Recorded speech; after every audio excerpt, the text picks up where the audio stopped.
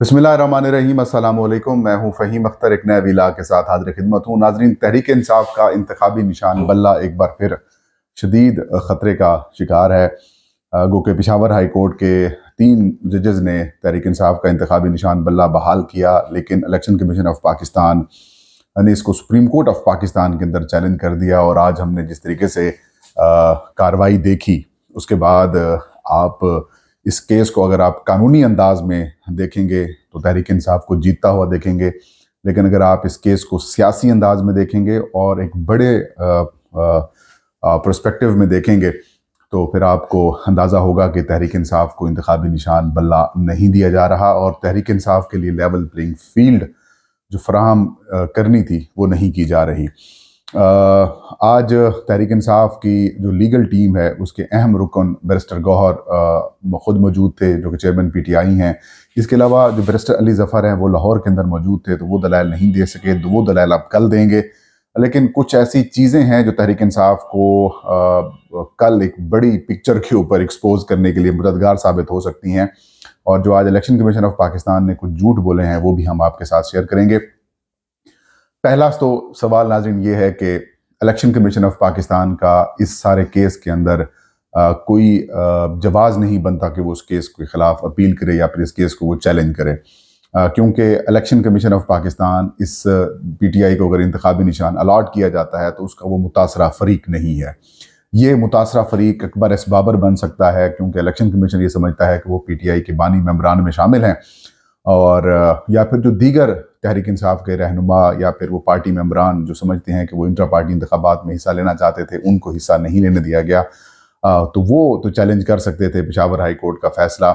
लेकिन election commission of Pakistan itself खुद नहीं चैलेंज कर सकता था, क्योंकि वो जब उसने बतौर कोर्ट अपना फ़ैसला दिया और उस कोर्ट के फ़ैसले को जब हाई कोर्ट के अंदर चैलेंज किया गया तो उनको एक्सेप्ट करना चाहिए था, लेकिन उन्होंने नहीं किया। वो अपनी इख्तियारात से बाहर निकले। लेकिन बदकिस्मती से इस वक्त पाकिस्तान के अंदर आइन और कानून की तो कोई बात करता ही नहीं है, इसके अंदर असूल के ऊपर की बात कर ही नहीं रहा, बल्कि इस वक्त जिस किस्म की सूरत हाल है कि जिसकी लाठी उसकी भैंस वाली जो स्टोरी है वो चल रही है।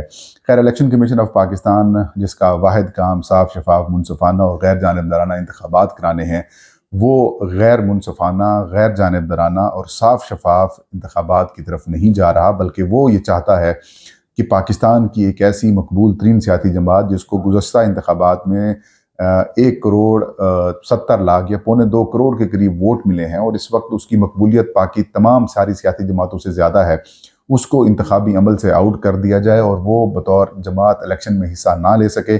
और फिर जो मुस्लिम लीग नून या फिर बाकी जिस तरीके से 16 महीने की हुकूमत एक बनी थी, उसी तरह से एक ऐसी हुकूमत वजूद में आ जाए और जो है वो फिर वो काम करे, क्योंकि लंदन प्लान भी यही है। और इस वक्त उन्हें अंदाज़ा नहीं था, उस वक्त उनको अंदाज़ा नहीं था कि वो जो तहरीक इंसाफ को अगर हम बाहर करेंगे, इमरान खान को अगर हम बाहर करेंगे, तो हमारा जो प्लान है वो एग्जीक्यूट हो जाएगा और हम अपनी मर्जी से सारा कुछ कर लेंगे। लेकिन उसमें ये उनको जहन में नहीं था कि शायद तहरीक इंसाफ इतनी ज़्यादा मकबूल हो जाएगी। अब वो इतनी ज़्यादा मकबूल हो चुकी है कि अब उसको भोंडे अंदाज में बाहर करने की कोशिशें, अटैम्प्ट जो हैं वो की जा रही हैं। आज सुप्रीम कोर्ट ऑफ पाकिस्तान में इंतहाई भारे वकील, भारे से मुराद नहीं, वजन में तो कम, लेकिन उनकी फीसेस बहुत ज़्यादा होती हैं। मखदूम अली खान जो कि मुस्लिम लीग नून के बड़े वकील रहे हैं, और जिस अंदाज में आज उन्होंने अपना मुकदमा लड़ा है, और अभी ये सारे लोग यही बातें कर रहे हैं कि तहरीक इंसाफ के वकला की तैयारी नहीं थी, पीटीआई के वकील तैयार नहीं थे, वो जान छुड़वाना चाह रहे थे, और वो ये बात कर रहे हैं कि इलेक्शन कमीशन ऑफ पाकिस्तान ने जो फैसला किया है वो बिल्कुल दुरुस्त है। कुछ ऐसे पॉइंट्स हैं जिसके ऊपर इलेक्शन कमीशन ऑफ पाकिस्तान ने गलत बयानी की है। एक पॉइंट ये कि तहरीक इंसाफ के इंतखाबात जो हैं वो गलत हुए हैं। देखें, इलेक्शन कमीशन ऑफ पाकिस्तान में जब हियरिंग हुई और जो इलेक्शन कमीशन ऑफ पाकिस्तान की जानिब से जो उनकी पोलिटिकल फाइनेंस विंग ने एतराज़ात उठाए थे तहरीक इंसाफ के इंटर पार्टी इंतखाबात के ऊपर, कुछ 40 के करीब सवालात जो है वो पीटीआई को दिए गए थे, तो पीटीआई ने सारे सवालात के जवाबात जो हैं वो तफसीली तौर पर दिए थे कि आपने वोटर लिस्ट क्यों नहीं दी, आपने ये इलेक्शन जो है वो उसके लिए इनको जो है वो असद उमर की जगह के ऊपर आपने जो चीफ इलेक्शन कमिश्नर अपना तैनात किया है वो उमर अयूब साहब ने किया है, तो उसका जवाब दिया गया कि असद उमर पार्टी छोड़ गए थे और सियासत भी छोड़ गए थे, तो उनकी जगह के ऊपर हमने अलग नोटिफिकेशन किया था। اور اس نوٹیفیکیشن کے تحت جو سیکرٹری جنرل ہیں وہ عمر ایوب صاحب بن گئے تھے، انہوں نے نوٹیفیکیشن جاری کر دیا تھا. الیکشن کمیشن نے کہا کہ ایسی ریکارڈ ہمارے پاس نہیں ہے. غلط بیانی کی الیکشن کمیشن آف پاکستان کے اندر. توہین الیکشن کمیشن کیس کی ایک سماعت ہوئی تھی اور اس میں اسد عمر صاحب نے خود کہا تھا الیکشن کمیشن آف پاکستان کے ممبران کے سامنے، اور وہاں پر بہت سارے لوگ اور بھی موجود تھے، الیکشن کمیشن کے لابنگ کے حکام بھی موجود تھے. ادھر انہوں نے کہا تھا میں سیاست چھوڑ چکا ہوں اور پارٹی عہدہ بھی چھوڑ چکا ہوں. تو الیکشن کمیشن کے ممبران نے یہ کہا تھا کہ آپ سیاست نہ چھوڑیں، تو انہوں نے کہا بس میں آپ فیصلہ کر چکا ہوں. تو یہ چیز آن ریکارڈ ہے کہ الیکشن کمیشن کے پاس یہ ساری چیزیں ان کو معلومات تھی. اور دوسرا پھر الیکشن کمیشن نے جو اعتراض اٹھایا کہ انہوں نے ووٹر لسٹ نہیں دی ویب سائٹ کے اوپر، تو الیکشن کمیشن میں علی ظفر صاحب نے یہ جواب دیا تھا کہ بھائی ووٹر لسٹ ہماری جو ہے وہ ویب سائٹ پر نہیں بلکہ ہماری ایک رابطہ ایپ ہے اس کے اندر موجود ہے، اور کہ 8.5 لاکھ کے قریب ہمارے ووٹر ہیں. اور جن لوگوں نے درخواستیں دائر کی ہوئی ہیں، پہلی بات تو یہ کہ تحریک انصاف کا جو الیکشن ہے وہ پینل کے اوپر ہوتا ہے، اور دوسرا جو ووٹر لسٹ ہے وہ رابطہ اپلیکیشن کے اندر موجود ہے. اور یہ تمام جن لوگوں نے اعتراض اٹھائے ہوئے ہیں یہ ان کے اس لسٹ میں شامل ہی نہیں ہے، اور انہوں نے کوئی فیس وغیرہ بھی جمع نہیں کرائی، اور ان کے پاس کی پارٹی ممبرشپ کا سرٹیفکیٹ بھی نہیں ہے. تو یہ کہانی بھی وہاں پر ختم ہو گئی.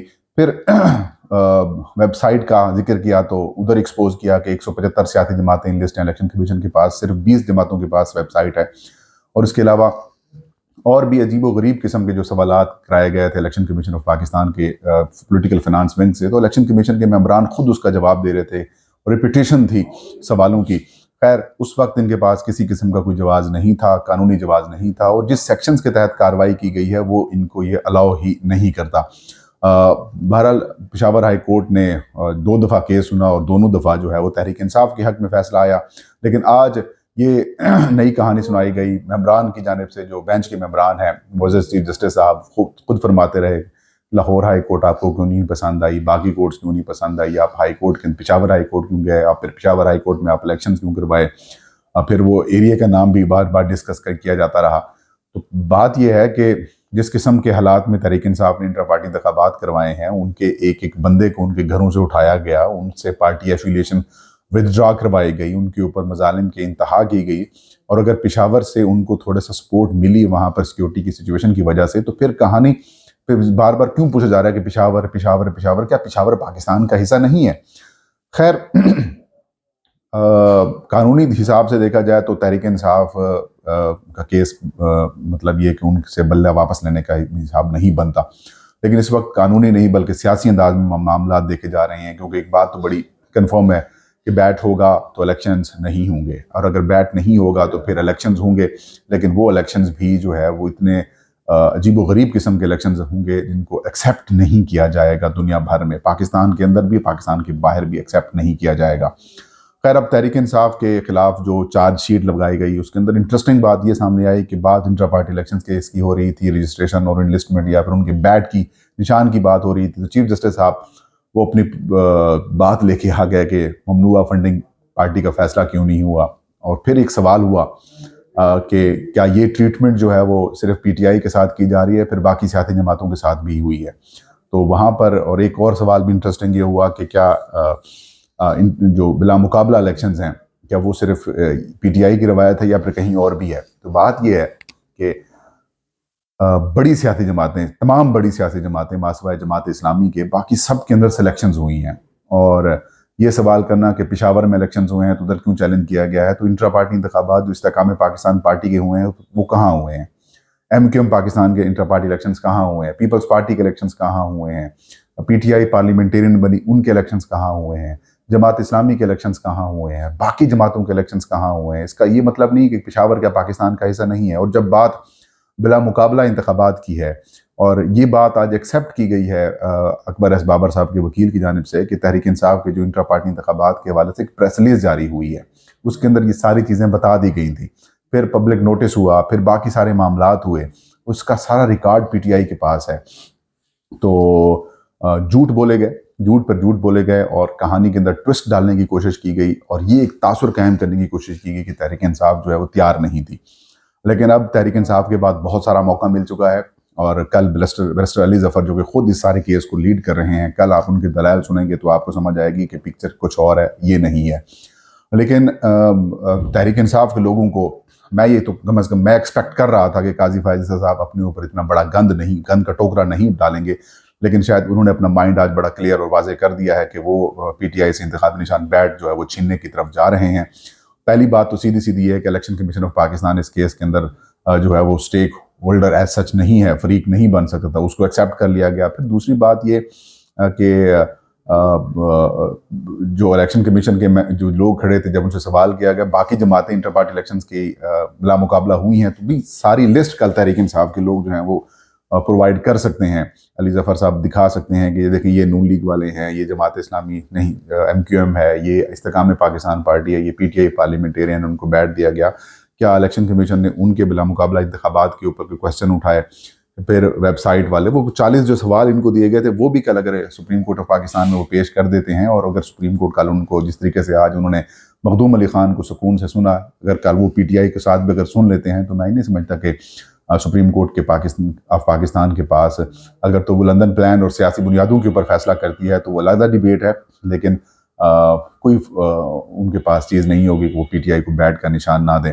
تو ایک بڑا اہم موقع ہے تحریک انصاف کے لیگل ٹیم کے پاس، اور لیگل ٹیم کو بھی چاہیے کہ وہ تھوڑا سا سنجیدگی کے ساتھ مظاہرہ کرے اور اپنا جو کیس ہے اس کو اچھے طریقے سے پلیڈ کرے۔ نہیں تو پھر پی ٹی آئی کا پلان بی بھی جو ہے وہ تیار ہے، لیکن اس کے لیے وقت بہت شارٹ ہوتا جا رہا ہے۔ کل آخری ڈے ہے، مطلب آج تو آپ جو امیدوار ہیں اپنی وہ واپس لے رہے ہیں نامینیشنز پیپرز، لیکن جو کل کا دن ہے اس میں انتخابی نشانات الاٹ ہونے ہیں۔ تو اگر آج میرے خیال میں جو حامد خان صاحب ہیں ان کو یہ استدعا کر لینی چاہیے تھی کہ ٹائم از رننگ شارٹ اور ہمارے امیدواروں کو ہم نے ڈیسائیڈ کرنا ہے، تو اس حوالے سے تھوڑا سا وقت جو ہے وہ اس کو کمیشن کو یہ ہدایات جاری کر دیں کہ آگے پیچھے کچھ کر دیں۔ خیر، سٹے نہیں ملا الیکشن کمیشن کو، ابھی پی ٹی آئی کو ایک بڑا موقع ہے۔ آئی ہوپ کہ سپریم کورٹ آف پاکستان سے لوگوں کو پی ٹی آئی کو انصاف ملے گا، اور کمیشن جو جس طریقے سے پرسنل ہوا ہے، آئی ہوپ کہ وہ پرسن اسپیسیفک چیزیں جو ہیں وہ مزید نہیں ہوں گی۔ یہ تھا آج کا ویلاگ۔ فہیم اختر کو اجازت دیجیے۔ اللہ ہم سب کا حامی و ناصر ہو۔